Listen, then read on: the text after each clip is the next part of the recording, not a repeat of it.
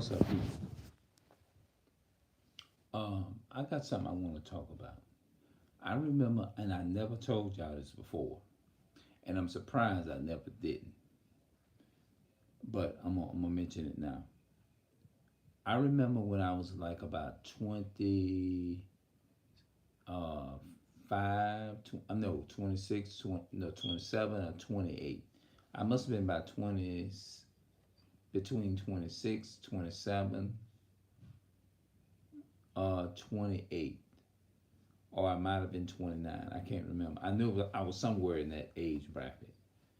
Um, Before I went to Georgia, me and my mother and family. Um,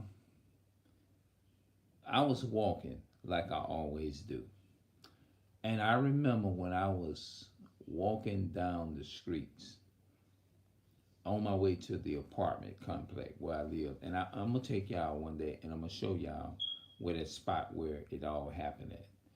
I was walking on side of the streets, and it was like probably I'm gonna say about 8 or 9 o'clock in the evening. I can't remember, but it was dark. It was pitch dark, and I was walking, and I was close by the apartments, and they had some so-called white Caucasian dudes.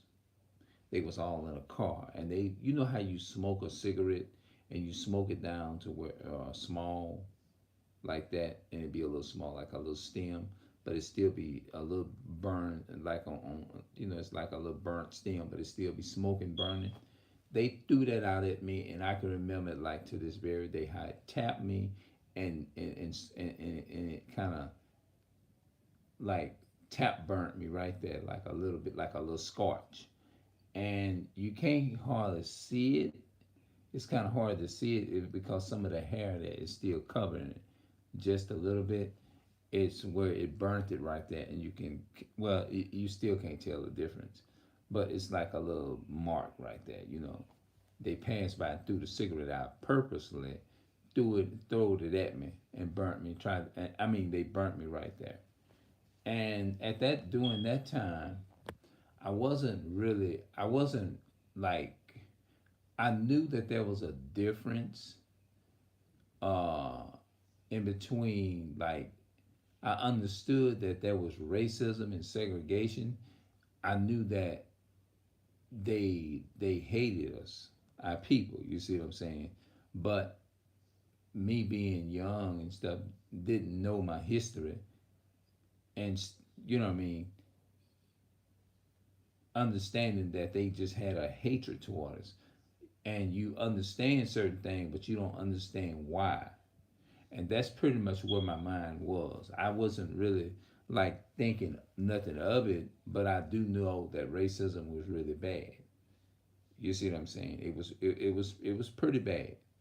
And they passed by and they threw a cigarette out, and it just throwed it, and like they kept on driving in the car, and yeah, I could hear them in the car kind of like laughing about it, like they got a thrill and got a joy out of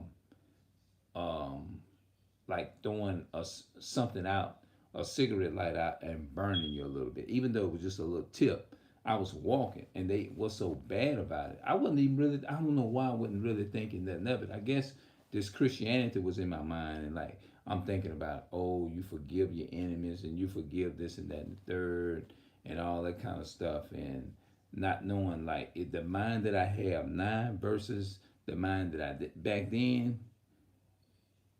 The mind that I had back then and the mind I have now is not the same mind. You see what I'm saying? Because somebody do something, and you live in the same neighborhood as me, and you point out and do some racist, crazy shit to me like that, then my first reaction is like, don't go out like no coward.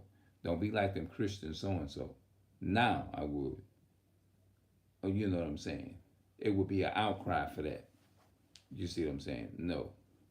And so I didn't understand, but why they hated us so much, as I wanted to say.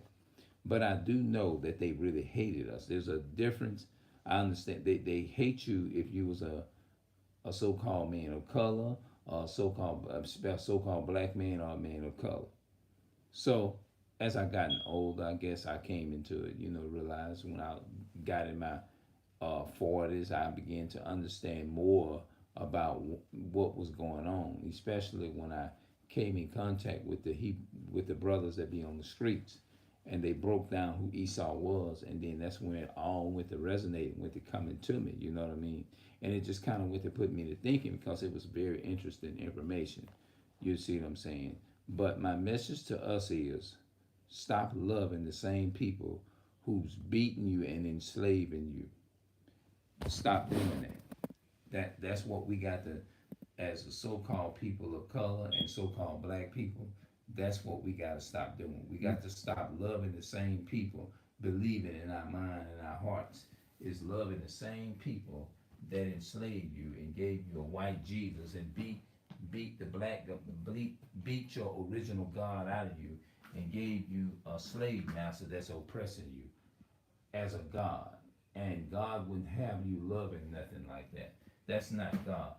So there's somebody to come, oh, let them take your land and take your language and take everything that you got and turn around and finesse you, and meaning deceiving you, persuade you, is to believe that you're supposed to love them even though they just raped your brother, your sister last night, and all this kind of stuff, all these things in your mind. You got to get them lies out your head. You got to stop accepting that. Stop accepting uh, somebody rape, robbing, and murdering you, beating you, and slapping you upside the head, and then taking a hot spoon and putting it to fire, and then turn around and putting it to your skin and poking you and burning you, and just throwing flames of sparks upon your head and burning you, and sitting up there making fun of you and all that while you burn and holler and suffer. And at the same time, you supposed to turn around and cook them a meal and invite them in your house and accept them and love them and nourish them and bathe them and bathe they hands and bathe their legs and bathe their feet, and no, that's not. God is telling you love the enemy of your own people, not the enemy of those who enslave you with a white Jesus, and telling you that this is a God that we want you to serve, and you got to serve this God. If you don't serve this God, we're gonna beat the shit out of you. No, that's not. That's we got to get that. We got to get that shit out of our head, people. We got to stop loving that's not the love of God. God wouldn't have you doing that. You see what I'm saying? That's not of the Most High. Seriously. No, you can't keep doing that. You can't keep deceiving yourself and playing yourself like that. You're being played by the devil. The devil is finessing you, tricking you, and every which way he can. You got to stop letting the enemy do that to you. You know? And that's what I come out to tell you. The older elderly ladies, stop giving your tithe and your offering to these ministers that's trying to finesse you out your money. And you've been going to the church ever since you was 50 something. Now you 98, almost 100 years old. Now they ain't got no more use for you no more. Now they turn around and telling you you can't come to the church no more because you ain't paying them your $1,000 tithing like you've been doing and all that stuff. Like you ain't giving big money, so they got no more use for you. Now they don't have the elderly. They don't have the van to go pick the elderly up no more. They done use you all they want over the years, and you've been into the church all your life, and you done gave over your time, your money, your everything, this and that and the third, and they just trying to now you ain't got no car, you're old, you're old, you're up in age. Now you ain't got nobody to come get you and take you to the store because they told you you don't qualify as transportation because you didn't give last Sunday and you didn't put you ain't put $1,000 in the offering plate. So you need some help paying your light bill. They tell you, oh, only thing they're gonna tell you is we praying for you. We praying for you, sister. We don't have nothing to give you. We sorry about what's happening to you. Times is hard with all of us. We gonna be praying for you though, and all that old kind of stuff.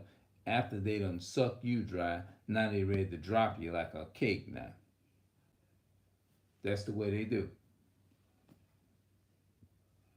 Now I'm gonna talk some more about this shit tomorrow.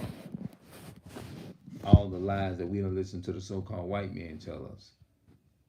Lie. All right, so I'll see y'all later.